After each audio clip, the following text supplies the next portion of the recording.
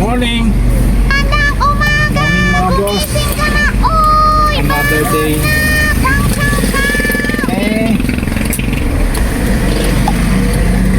Ito ang maganda. Ano bang date ngayon? Puro na lang. Anong date ngayon? 18. August 18. August 18. 2025. Nakiusap yung asawa ko mga boss. Alam nyo kung ano sabi? Ano?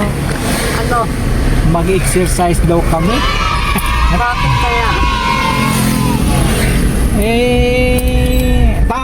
Tama naman kasi pagka ganitong tumatanda na Oh, no! So samahan nyo kami, pagbigyan ko itong aking asawa magtampo. Sana all. Hindi ako painumin ng kaping barako. So, time check natin ay wait lang, 6:54. Kakahatid lang namin sa Bulinggit, kaya napapansin nyo wala siya sa likuran. So, ngayon papunta kami sa pwedeng lugar na pagsalingan.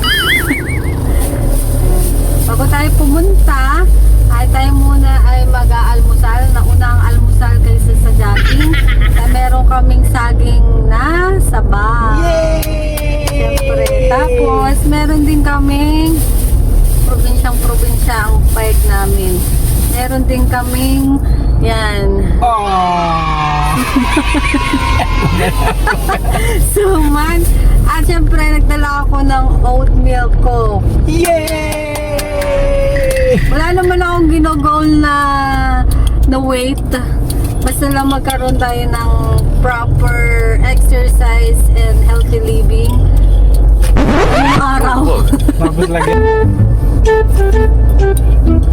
So, itong pinakain ko kasi ang flavor niya banana. So, yung mga hindi mahilig sa quicker. Try niyo itong flavor niya banana. Medyo manamis-namis. Masarap. Mapugustuhan nila ako. At saka huwag niyo palang kalimutang i-like and subscribe yung aming YouTube channel at aming Facebook page. Ilagay na lang namin sa description. Support! Ang oatmeal ko, meron siyang ilagyan ko ng saging sa bawal. O sa pa. Banana flavor, ganito yung pala nila banana.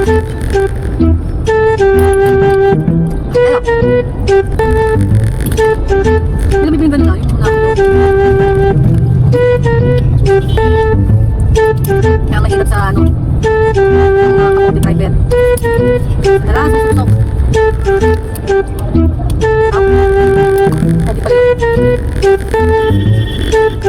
Ay sana pakatrapin na kung mapapansin nyo.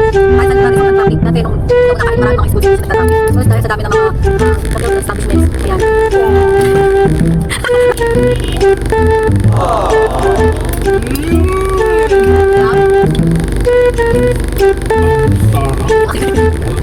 Kami sa lugar na pwede na pag-joggingan. Ito ay ano to? Hindi naman to subdivision. Ito ay ano to? Karerahan niya ng kabayo. Yon, karerahan ng mga kabayo. Ginawa ito para sa Bago-bagong karerahan ng kabayo. Bagong-bagong gawa. Let's go! Okay, lakad-lakad muna tayo.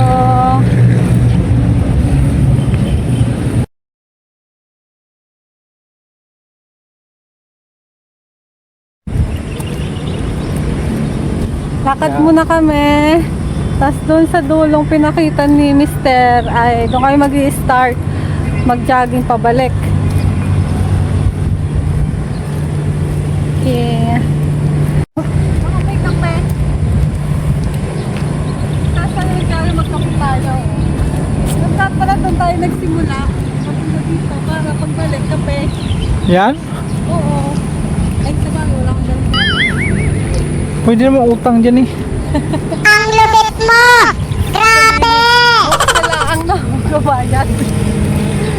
Lahat na nakikita nyo guys, hindi sa amin to ha. Ito pa oh. mga baka gusto nyo guys, baka gusto nyo kumuha ng pwesto rito for business, kasi magiging matao na ito pagka nag-umpisa na yung karera dito. Yan. Oo, napakadami na dito. Oh. Habang nandun pa si Mister, iniwan ko muna siya kasi may ginagawa siya doon, pinakausap. So nandito na kami sa pinakadulo. Ganito. Sinasabi sila na kapag daw naglalakad ka, mas na mababawasan ka ng timbang. Kaya karamihan, naglalakad na lamang sila. O, tingnan nyo ito. Yan, yung mga matatandang yan. Lalo na pag mga matatanda na naglalakad po sila. Kasi yan yung medyo masakit na yung kanilang mga binti. Kada sila.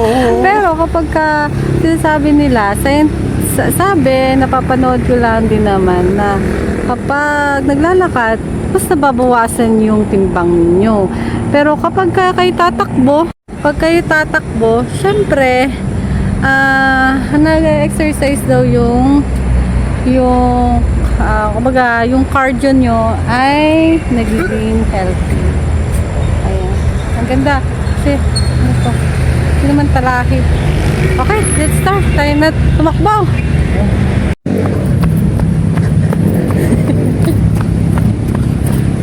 Habulin mo ako. Baka ako ngabulin mo. Habulin niyo ako guys. Habulin mo ako.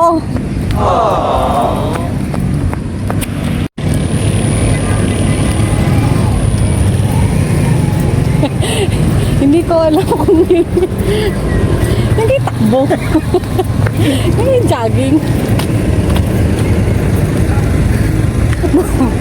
Mukhang slow motion ng jogging.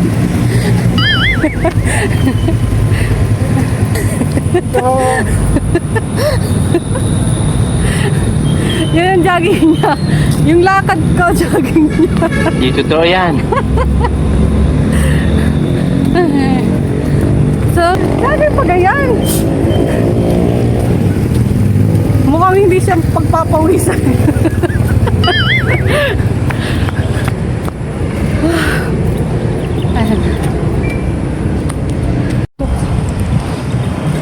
Yan ito ang bundok. Yan. Time check, magsa 7:30 na. So, Painit-init lang kami. papainit-init na lang ang kami. Naglalakad na lang ang kami. Tingnan nyo naman oh. Tingnan nyo yung araw oh. Ah, nasaan ko yung araw? Ayan. Tirik na tirik ang araw. Iwan ko lang kung nakikita nyo yung tirik na tirik ang araw. Ayan ang asawa ko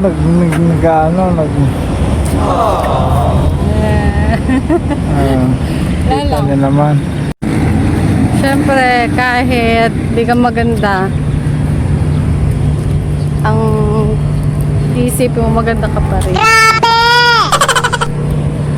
Hindi yung pagmamayabang, pero pagbuboost ng confidence.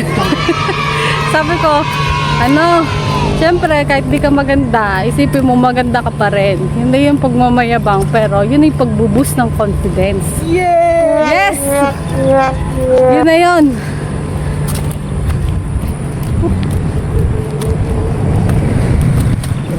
Ayun na aming nilakad.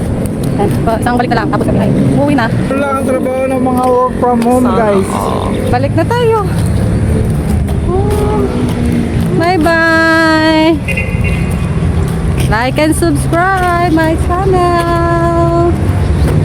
Bye-bye! Subscribe kayo guys. See ya!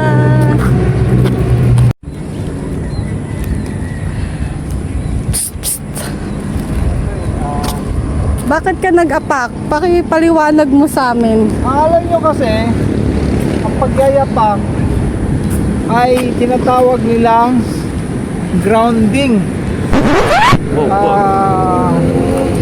I-research nyo na lang sa Google or Google kung ano bang yung mga benepisyo ng pag-grounding sa isang tao. Base sa research ko, ito daw ay nakakatulong sa pag-boost ng immune system at base sa mga pag-aaral ang ating pagkatao ay dapat nakakonekta sa lupa. So malaking bagay ang pag-grounding paminsan-minsan.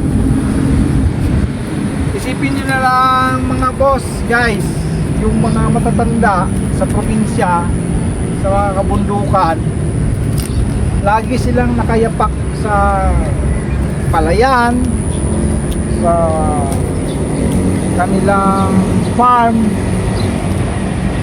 pero mahaba ang buhay nila.